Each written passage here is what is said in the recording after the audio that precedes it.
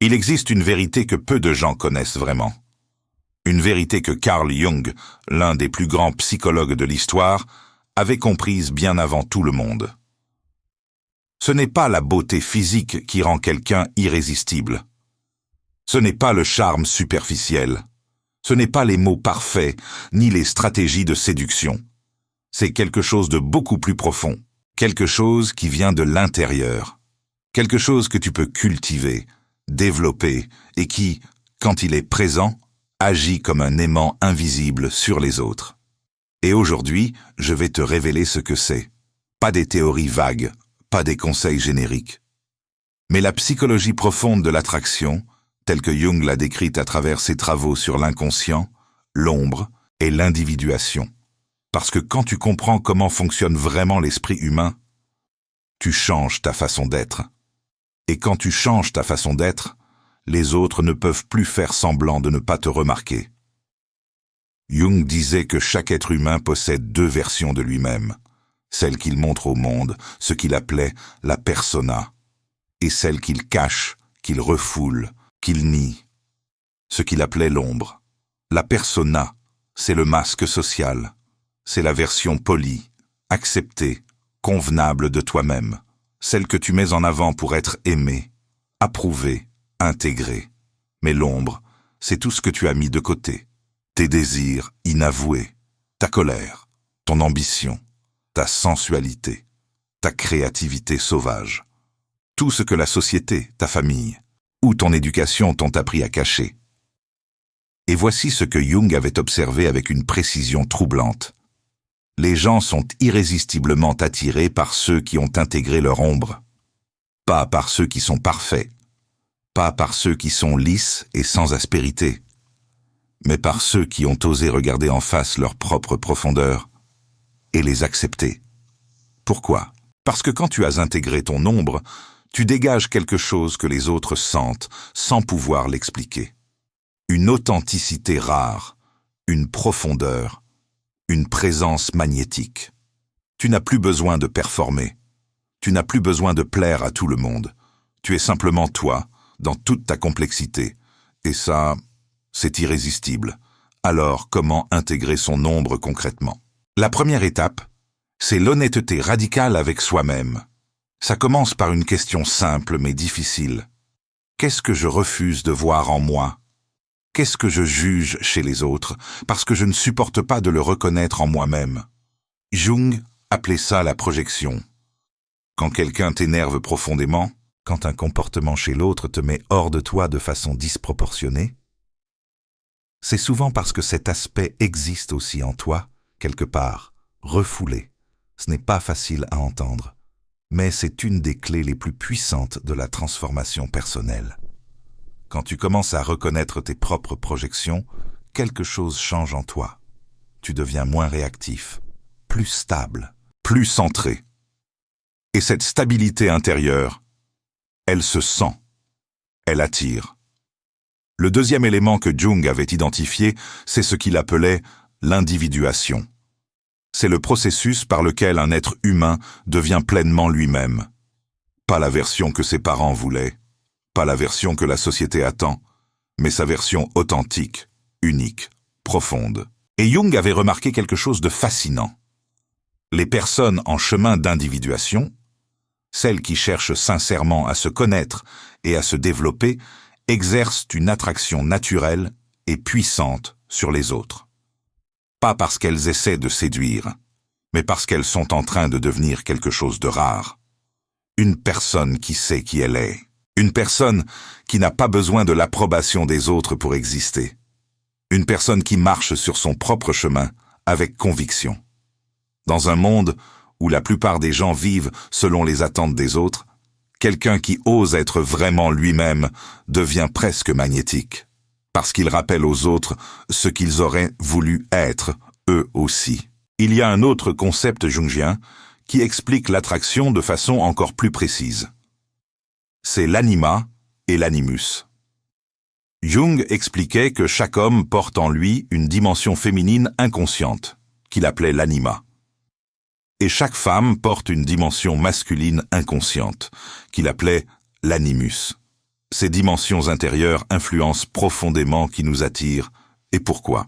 Quand tu es en contact avec ta dimension intérieure opposée, quand un homme est connecté à sa sensibilité, son intuition, sa douceur, sans perdre sa force. Quand une femme est connectée à sa détermination, sa clarté, son assurance, sans perdre sa fluidité, quelque chose se produit. Une complétude intérieure se dégage, et cette complétude est perçue inconsciemment par les autres. Ils sentent que tu n'es pas quelqu'un qui cherche à être complété par l'autre. Tu es déjà entier. Et paradoxalement, c'est précisément cela qui rend les autres fous d'envie d'être avec toi. Parlons maintenant de quelque chose de très concret, parce que tout cela est fascinant en théorie. Mais qu'est-ce que ça change dans ton comportement quotidien? Qu'est-ce que tu fais différemment quand tu appliques la psychologie de Jung dans ta vie et dans tes relations? La première chose, c'est que tu arrêtes de chercher l'approbation. C'est peut-être la transformation la plus visible et la plus puissante. La plupart des gens, consciemment ou non, ajustent constamment leur comportement en fonction de ce que les autres pensent. Ils disent oui quand ils voudraient dire non. Ils se font plus petits pour ne pas déranger. Ils modifient leur opinion selon leur interlocuteur. Et tout cela, ça se sent. Les autres perçoivent ce besoin d'approbation. Et étrangement, cela les repousse. Pas parce qu'ils sont cruels, mais parce que l'attraction naît là où il y a une légère résistance, un mystère, une indépendance. Quand tu n'as plus besoin que l'autre t'approuve pour te sentir bien dans ta peau, tu changes complètement la dynamique. Tu deviens quelqu'un que l'autre veut conquérir, plutôt que quelqu'un qui cherche à plaire. La deuxième chose, c'est que tu développes une présence pleine et entière. Jung parlait beaucoup de la conscience. Être pleinement présent dans l'instant, pas distrait par tes pensées, pas à moitié là, mais vraiment là, disponible, attentif. Dans nos vies modernes saturées de distractions, quelqu'un qui te regarde vraiment dans les yeux, qui t'écoute sans penser à ce qu'il va répondre, qui est là, totalement, pour toi, dans cet instant. C'est devenu rare. Et ce qui est rare est précieux. Être pleinement présent, c'est l'un des cadeaux les plus puissants que tu puisses offrir à quelqu'un. Et les gens ne l'oublient pas. La troisième chose, et c'est peut-être la plus contre-intuitive, c'est que tu embrasses ta vulnérabilité. On croit souvent que se montrer fort, invulnérable, sans faille, c'est ce qui attire. Mais Jung avait une vision bien différente. Il voyait la vulnérabilité non pas comme une faiblesse, mais comme une forme de courage. Oser dire « j'ai eu peur, j'ai souffert, je ne sais pas », c'est montrer que tu es humain, profondément, authentiquement humain. Et les êtres humains sont attirés par l'humanité. Pas par les masques, pas par les performances, mais par la vérité nue d'une personne qui ose être elle-même sans se cacher. Bien sûr, il ne s'agit pas de déverser ses problèmes sur tout le monde. La vulnérabilité saine, c'est celle qui est partagée au bon moment, avec la bonne personne, dans un contexte de confiance. C'est la vulnérabilité choisie, pas la vulnérabilité subie. Il y a un dernier élément que Jung avait mis en lumière, et qui est peut-être le plus profond de tous. C'est ce qu'il appelait la signification. Jung croyait profondément que l'être humain a besoin de sens. Pas seulement de plaisir, pas seulement de confort, mais de sens. Et les personnes qui ont trouvé un sens à leur vie, qui sont animées par quelque chose de plus grand qu'elles-mêmes, qui ont une mission, une passion, un feu intérieur, ces personnes dégagent quelque chose d'extraordinaire. On le voit dans leurs yeux, on le sent dans leur énergie, on l'entend dans leur façon de parler. Quelqu'un qui sait pourquoi il se lève le matin, qui construit quelque chose, qui croit en ce qu'il fait, c'est quelqu'un devant qui il est difficile de rester indifférent. Parce que cette flamme intérieure, elle réchauffe ceux qui s'en approchent. Alors résumons ce que Jung nous enseigne vraiment. Ce qui rend quelqu'un irrésistible, ce n'est pas la perfection, c'est l'intégration. C'est avoir osé regarder ses propres ombres en face et les accepter. C'est être en chemin vers soi-même, pas vers une image idéale imposée par les autres. C'est ne plus chercher l'approbation, parce qu'on sait soi-même approuver. C'est être présent, vulnérable quand c'est juste, animé par un sens profond. Tout cela forme quelque chose que Jung aurait appelé une personnalité intégrée. Et une personnalité intégrée, c'est la forme d'attraction la plus durable, la plus profonde et la plus réelle qui soit.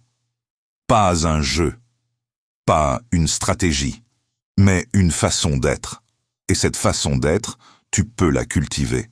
Dès aujourd'hui, dès maintenant.